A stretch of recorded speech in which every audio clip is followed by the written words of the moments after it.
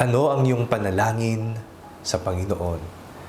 Ako po si Father Fiel Pareha at ito po ang ating segment, ang Daily Devotion, na kung saan tayo po ay magdarasal, magbabasa at magninilay kasama ng salita ng Diyos sa buong taon. Manalangin tayo. Sa ngalan ng Ama, ng Anak at ng Espiritu Santo. Amen.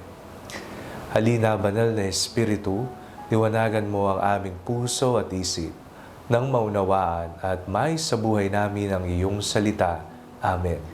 Our Bible passage for today is from the book of Psalms, chapter 69, verses 13 to 15, and I read it for you. But as for me, my prayer is to you, O Lord, at an acceptable time, O God, in the abundance of your steadfast love, answer me. With your faithful help, rescue me from sinking in the mire. Let me be delivered from my enemies and from the deep waters. Do not let the flood sweep over me, or the deep swallow me up, or the pit close its mouth over me. Ano ang iyong panalangin sa kasalukuyan? Ngayon pong nagsisimula po tayo ng panibagong buwan, ano ba yung prayer intention mo sa Panginoon? Lumipas ang nakaraang buwan at nakita mong tapat ang Diyos sa iyong buhay.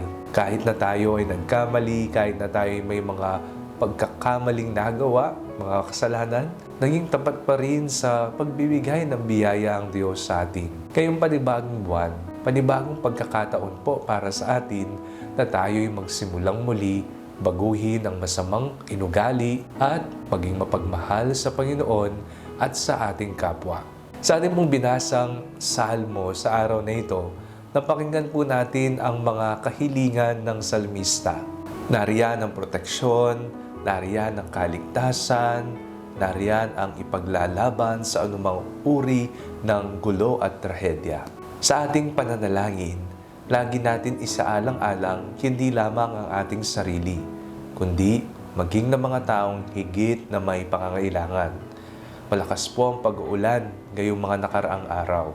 Marami po ang binagyo, binaha at nangangailangan ng tulong. Maging sila man ay may matinding pangangailangan.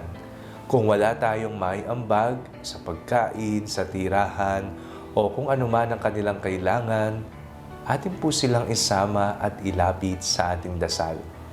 Ang ating dasal, ang ating pagsusumamo sa Ama ay okay na kung wala man tayong maitutulong na pinansyal o mga material na bagay. Pakikinggan ng Diyos ang ating mga dasal, ating isaalang-alang din ang ibang nangangailangan. Manalangin tayo. Panginoon, pakinggan mo ang aming mga panalangin. Ipagkaloob mo ang aming mga pangangailangan at mapagsilbihan nawa namin kayo ng buong puso at pagkatao. Sa ngalan ni Jesus na aming Panginoon, Amen. Sa ngalan ng Ama, ng Anak at ng Espiritu Santo. Amen. Huwag po ninyong kalimutang i-like ang video ito. Mag-comment po kayo and share it with your family and friends. Ang Panalangin Bago Matulog ay may sariling Facebook page na po. Huwag niyo pong kakalimutang mag-like at mag-follow dito, and do not forget to subscribe to our YouTube channel. I-click niyo lamang po ang link na nasa description ng video ito, o kaya naman po i-just search Father Fiel Pareha. God bless you po.